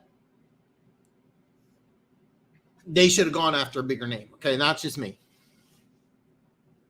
It wouldn't surprise me if, now, by the way, if Florida doesn't have a big turnaround, I think they got to win like 8-9 games next year, or else they start looking around themselves and try to get a big name. It probably won't be Deion next year, but if I don't know the whole situation, but the way I would not be surprised at all if Deion ends up at Florida. That would not surprise me at all. And it could happen in about 3 years. I don't know the Florida coach, the Florida State coach off the top of my head. I don't know who he is. He's doing a good job. University of Miami just hired Mario Cristobal from Oregon. He's going to get like a couple of years to turn that team around. But it wouldn't surprise me if Deion goes after one of those three Florida, I'd say Florida State, not Florida State, but it wouldn't surprise me if Florida, Miami, or Florida State in about 3 years. It wouldn't surprise me if any one of those three schools gets Deion Sanders. Wouldn't surprise me. And to be honest, I think it makes a lot of sense for Deion Sanders to go to Florida. It makes a lot of sense. He would be able to recruit there. He would win the recruiting battle, and he's going to have, I think he's going to have success in Colorado. It's just how much success is he going to be? Seriously, 6-7 wins in Colorado is a massive improvement. But if he gets his team to like 8 or 9 wins, and it may sound like it's not that big of a deal, but if he can win 8 or 9 wins at Colorado, considering they're 1-11 when he gets there, it's going to give him the opportunity for a bigger job, and he's going to take it sooner or later. The Lions going 5-1, book it. Okay. Well, they only play 5 games, so I'll assume you mean 4-1, and that's fine. So they lose this week and win the next 4. I can deal with that. I'm gonna look at their schedule because so lose against the Vikings, at New York Jets. That's going to be interesting. That's actually going to be a lot of fun. At Carolina, you win that. And then the last 2 games of the season, Chicago at home. Yeah, you win that one. And at Green Bay. You may be seeing Jordan Love. So I could see the last 3. Your next 2 games are going to be tough. So 4-1, which one do you lose? New York or Minnesota? Come on, Cliff, with our defense and Brady, we have a chance, a team with a quarterback that can make plays in the defense that can get after quarterback. Absolutely, they do. The Lions were I think you know what? I don't know exactly what they ended up with, but I know they opened as a 1-point favorite. And you, if you remember, I also liked Jacksonville in that game too. So, hey, I love Tampa, but their offense is struggling. The offensive line issues.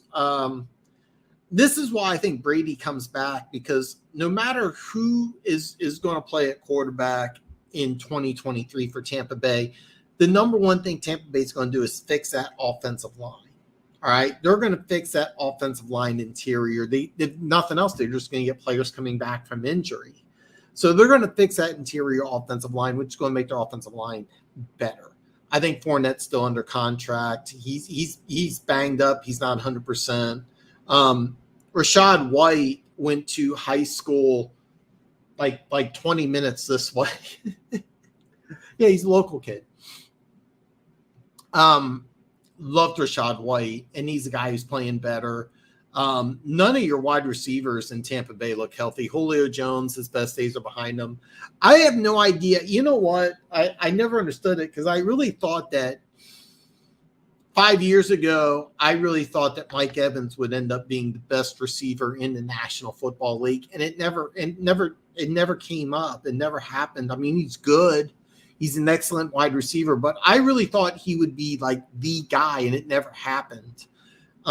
Chris Godwin is not 100%. You drafted the tight end, if I remember. I can't remember the guy's name. I want to say out of Colorado State. He's a guy that's going to be better. Tampa Bay's a team that, with or without Brady, is going to improve in a lot of different areas. It's going to be very interesting. But I'm gonna let you know right now. I think Brady's going to come back for one more year. Yeah, they have some secondary issues. They do have some secondary issues.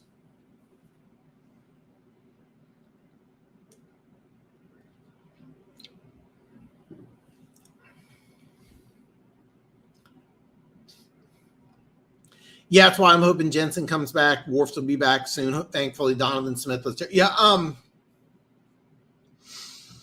a lot of that had to do with just the Saints having a really good defensive line, and I feel really bad because they traded this year's first round pick to the Eagles, and they ended up getting Chris Olave, and Olave looks like he's going to be a star. Don't get me wrong. But man, not having a first round pick is terrible because they need a quarterback. Dalton's not the long-term answer. I was hoping Jameson Winston is. That's not going to be it either. Can you get a quarterback in the second round that you're in love with? Do you have enough pieces that you can piece together to trade up to get a guy that you want? Maybe. You also have a lot of age and some free agents on that defense, which is really good. I feel bad for the Saints because I see a lot of talent, and they really just need the quarterback. And Dalton's not playing bad either. Like Dalton isn't terrible, but he's just not the guy. And yeah, in Tampa Bay is interesting because if they do get to the playoffs and they win the division, they're going to host a game. How healthy are they going to be? Because if they are relatively healthy, Tampa Bay is going to be a scary team. I mean, Brady in the playoffs is a guy I don't want to go against. Both safeties are out. We got Logan Ryan back, which was huge. Defense will be fine. We just have to make more plays on offense, like plays in spurts. Not necessarily consistent, just where it counts. Yeah, I forgot Antoine Winfield. I know he's been out for a couple weeks. I'll be honest, I don't think he played last week. I could be wrong. Or on Monday night, I could be wrong there. I don't remember him playing. Logan Ryan's a guy I always liked. Winfield's a Pro Bowl safety. I know he's been out. I don't know his injury situation off the top of my head. One thing about the NFL, more now than it's ever been, is that it's whoever's healthiest. I mean, that's all it is who's healthiest is going to advance. It's not the team with the best talent. It's just the team who's going to be healthiest. How many starters are you going to get? It's going to be interesting. I think the Lions line will move. People will take Minnesota, which will move the line if you like Minnesota. Yeah, I've been paying attention to that, and it's really weird. The line's been moving. I think when I made my video, and like I said, check it out below. I pick every single game. It's in the description, so check it out. So don't be surprised though, because when I did that video, the line was 1.5. Now it's 2. So money's being bet on the Lions. I could see that, but I think that Vegas, I've never seen this from Vegas. Certain teams, like the Dallas Cowboys, for example, there's people always going to bet on Dallas. All right. Dallas is probably the number 1 team. I've never seen money backed on Detroit before, so I don't know how to interpret this. I really don't know how, because the line's gone from 1.5 to 2. I'm leaning to think maybe just the opposite. I think that there's a lot of people. That are liking Detroit, and I don't get it. I've never seen it before. I do get it. I've never seen it before. Maybe it's due to Hard Knocks. People love a redemption story. It'll be interesting. Mike, but he's never. Here's the thing: Mike Evans. I thought 5 or 6 years ago, it was just a matter of time before he was going to be the number one receiver in the NFL. I thought he was going to take over from Julio Jones and be the number one guy. I thought he was going to be like Justin Jefferson, or some people say Tyreek Hill. He never was the best receiver in the National Football League. They said it on Monday Night Football. Brady considers Chris Godwin the Buccaneers' best receiver, not Mike Evans. And I'm a big Mike Evans fan. So, I mean, and Mike Evans, excellent player, but he never grew to be the best receiver in the NFL, which is strange. By the way, I think it's far-fetched to think that FSU grad Sanders would ever coach for the Gators. No, it's not. Doubtful. let me tell you something, that this isn't as big as you may think. It's not as big as you may think. To say that Deion Sanders can't coach for Miami or Florida, no.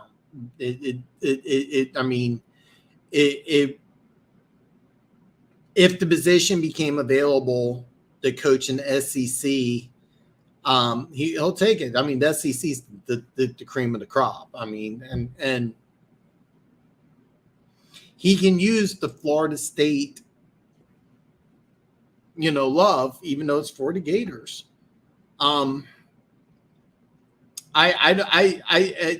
It doesn't mean that much. It really doesn't. I mean, I've seen this before where you coach at one school and then you, off the top of my head, Mike Hart, former Michigan running back, is I think the offensive coordinator at Indiana.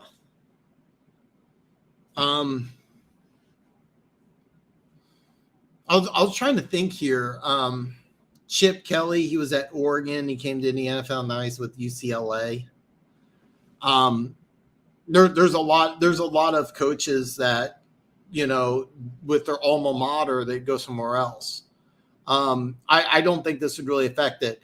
Now, and I'm just throwing the Gators out there. Now, Billy Napier may end up staying there for the next 10 years. I don't know the Florida State coach. I don't know his situation. I mean, I think ideally Deion would love to come back to Florida State. I mean, I think that would be the best thing that he could do. But is it inconceivable they would coach at, Florida? No, it's not. I don't think so. I can't think of his name. Why can't I'm bad with names. The Tennessee head coach played at Oklahoma. I can't believe I can't think of his name. Played at Oklahoma. And he's going to coach against them. Oklahoma's joining the SEC.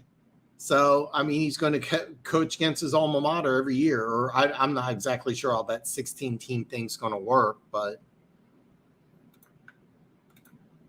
most overrated team, underrated team. Oh, this is a good one. Good one. Most overrated team. Okay. I'm going to go college. I'm going to go NFL. I'm sorry. I said college. I'm going to go NFL. Okay. Most overrated team. And it's going to sting a little bit, but because you lost last week and the way you did, I think it's kind of waking some people up. So I'm going to say overrated. And by the way, they have a chance to prove me wrong, but just after last week, I'm going to say Miami. A lot of people thought this was the best team in the NFL. A lot of people are saying Tua's MVP. A lot of people are saying Tyreek Hill's MVP.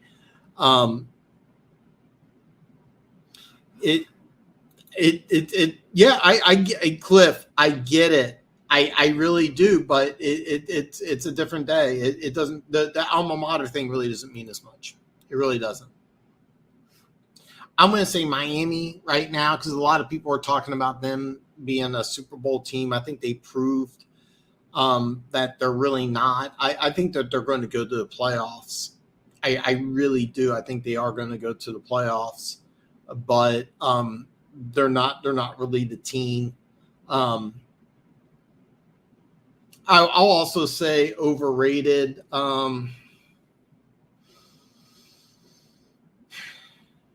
I was going to say Seattle, but I don't think people are overrated. Underrated team.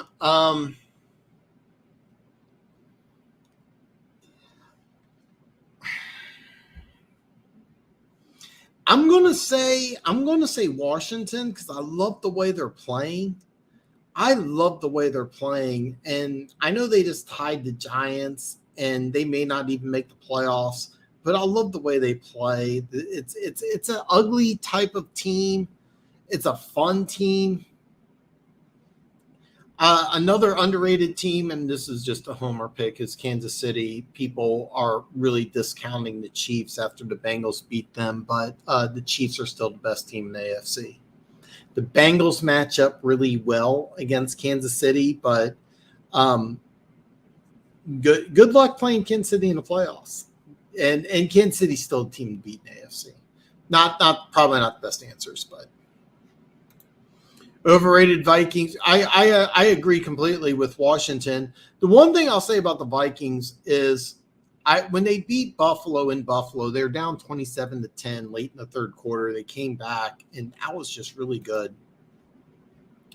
Godwin is the most important wide receiver. Yeah, he does a lot of that. Was something on the Monday Night Football that really stood out, was that supposedly they talked to Brady, and Brady said Godwin was his number one guy, and I was really surprised. I actually thought he would say Mike Evans, so I was kind of surprised. Yeah, this is a comment. Yeah, and this all stems from. It really wouldn't surprise me. The alma mater thing doesn't really. Steve Spurrier coached at South Carolina. I mean, it's not the same as it was. It really wouldn't surprise me if that Florida Gators job becomes available in 2 to 3 years. If they interview Deion Sanders, wouldn't surprise me at all. And if you're Deion Sanders and you have an opportunity to coach at Florida, I think it'd be a good position. You know, I like Washington personnel with McLaurin in the run game. Pass rush should be better in Young. Yeah, it's just a matter of time before Young comes back. The thing is about Washington is they just played like an ugly brand of football. You know, the quarterback, he runs. He has like crazy days. It's like 11 out of 23 for 98 yards, but it's it's like McLaurin ends up getting like 6 catches, 75 yards, and a touchdown. It's goofy, man, and they win ugly, and they're scary because they don't blitz, but they still get after the quarterback with 4. Brian Robinson was shot twice this offseason, and he runs like a bull in a china cabinet. They make plays. Ron Rivera has the team motivated. It's a fun team. It's a fun team to watch. It really is. And it'll be interesting because they could end up playing Minnesota. It'd be like a 2-7 matchup. And I wouldn't rule Washington out. I really wouldn't rule Washington out. You know, you said overrated. These two teams, you could be looking at 2 versus 7. And I think you could see a big line too. You know, I mean, you could have Minnesota that's 14-3 against, 9-7-1 or 8-7-1, and you could see a big line. And to be honest, if it was like 10 or 11, I would probably take Washington. So I mean, there's a lot of things. All right, guys, there's a lot of things I missed. I want to touch base on one thing before I get out of here. I think college football really messed up. For those of you who don't know, going into the conference, the conference championship games, it was Georgia was 1, Michigan was 2, TCU was 3, and USC was 4. Now USC got blown out by Utah. Great game by Utah. Give them a ton of credit. TCU lost in overtime to K-State, one of the best games I've ever seen in my life. Great game. Give TCU a ton of credit. Michigan beat Purdue. They did what they needed to do, and Georgia beat LSU, which I don't think mattered because out of those 4 teams, I felt the one team that could lose and stay in was Georgia. So what happened was with USC getting blown out, they were eliminated. Ohio State got in. The question was the TCU with a loss does a 1-loss TCU team stay in, and does a 2-loss Alabama team jump in there? And they decided it didn't. And I'm going to say this, I'm not an Alabama fan, but they screwed up. Here's what should have happened. The playoff series should have been Georgia 1, Alabama 4. You get 2 SEC teams playing each other. And 2 versus 3 should have been Michigan against Ohio State. And the winner of the SEC game and the winner of the Big Ten game should play in the national championship. And that's how it should be. And then you promote it as it's SEC versus Big Ten. Because both those divisions are going to have 16 teams in the divisions. And that's how you spin it. And that's what college football should have done. It made all the sense in the world. Who doesn't want to see Ohio State and Michigan play round 2? Why can't I watch? And you know what the best part is? Here's the best part if this happens. TCU against USC. Who wouldn't want to see TCU against USC? Instead, you're going to see TCU go against Michigan. And it's funny because these 2 teams, it's going to be a good game. I'm going to watch it. I'm pretty excited. I would be shocked if Michigan didn't win. I think they're significantly better. I've watched TCU play several times this year. I think they're maybe a top 10 team. They're not one of the 4 best teams in the country. Alabama is. And then Ohio State, Georgia, that's kind of an interesting matchup, but it's not really the one I wanted to see. College football, I think, really dropped the ball here because I would have loved to seen TCU against USC. I think that would have been a great game. 2 Heisman Trophy candidates going against each other. I think it would be awesome. I would love to see Alabama and Georgia. Why? I mean, why didn't this happen? It seems so obvious to me. So I wanted to start on that note, but I ended up finishing on that note. They need a new stadium. Yeah. Washington's been wanting a new stadium for a while. With the team being sold or in the process of selling, it's not going to happen. Whoever buys that team is probably going to build a new stadium. And then the question is going to be where, because do you build it in Maryland? Do you stay in Virginia? That's going to be an interesting story. But I'm going to end on that note. By the way, guys, I did all my picks. The video is below. Please check it out. I got chapters, so you can go to your favorite team. You can just go to your favorite team and take a look at my prediction. I do the score prediction. If you just want to go to your favorite team, if you want to watch the whole video, I think it's a total of like 8 minutes. It's not very long. I just did quick rundowns, and I did a score prediction for every single video. It'd mean a lot. You can do just your favorite team, or you can do all of them. If you want to do all of them, that'd be great. But check it out. The description's in the link below. College football to me needs a Goodell figure or a commissioner. Yeah, they got a committee. And they've been doing this for a long time, and college football will never do this. They want a committee. They want multiple people. It's just too big. It's too many schools. And then like the problem is that the commissioner, if he's from an SEC school, they're going to say SEC bias. If he's from a Big Ten school, they're going to say Big Ten bias. So I'm not saying it wouldn't work. It'll just never happen. It'll never happen. And I've been saying this for a while. I wish I knew where I heard this from, but I want to say 2016, 2017, there was talk about the SEC going to an NFL format where they want to get to 16 teams. They want 4 4-team divisions, and then they have an NFL playoff type of system. But right now, it'll start off with just 4 winners playing each other, just like in a Final Four matchup. Later on, it'll be like wild cards and stuff like that, with the winner of the conference title game getting an automatic bid into the what will be a 12-team playoff. And that's what's going to happen. And the Big Ten is going to adapt the same philosophy, where you have a 16-team division with a 16-team conference for 4-team division. I'll get that word out. And you're going to see that probably in the next couple of years.